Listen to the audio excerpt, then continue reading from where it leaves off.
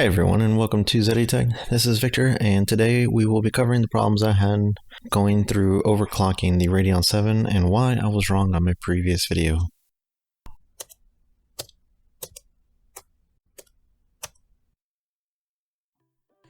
So on my last video, I covered some of my benchmarks and how my Radeon VII would scale negatively when overclocking, but there seemed to be a disconnect between what you set your OC settings to and what the actual speed at which it runs. I originally used Afterburner for the overclocking and found that this utility is not good for overclocking the Radeon VII, as someone pointed out to me in my last video.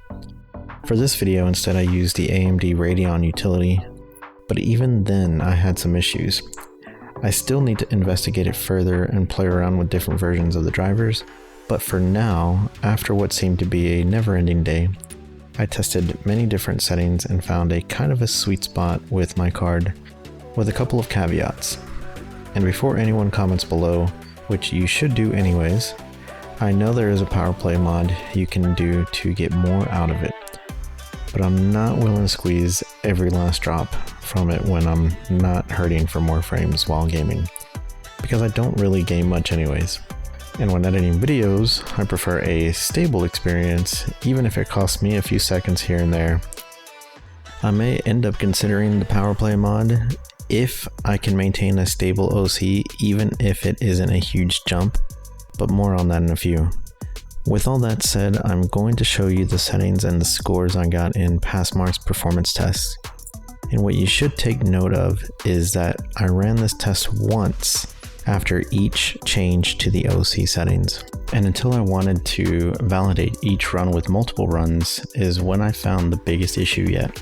The OC would not stick after the first run. For example, it would be at 2000 MHz for the first run, but then drop down to 1700 MHz on each subsequent run. I am going to reinstall some drivers and play around with it some more, but for now, I wanted to share my results. If you have the Radeon VII and the new Adrenaline drivers installed, you should check this out and see if you're experiencing the same thing. During the results, you'll see the score and the settings on each of the runs. Now, with all that said, on to the benchmarks.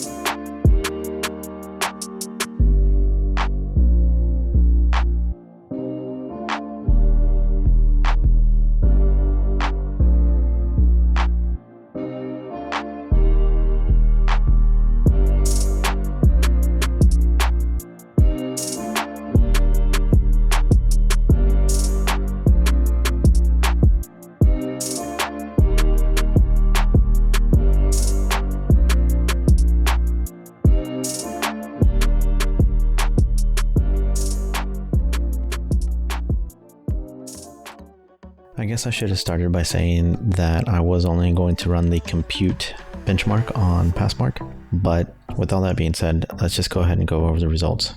Now, as you can see, the compute performance did scale pretty well, but only on the first run, as I stated earlier. After I ran it a second time, it would drop back down to stock, which wasn't really worth taking a screenshot of each and every single time. It just went back down to stock settings, like I had changed nothing. Another thing I noticed was that even with these low temps, more voltage or even raising the power did not seem to give me better results in most cases.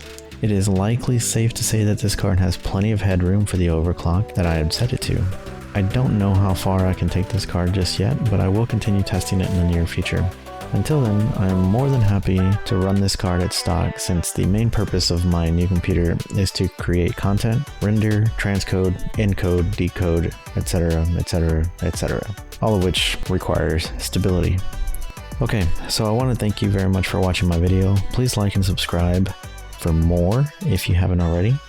And if you didn't like it, thank you for watching anyways. This has been Zedia Tech. See you later.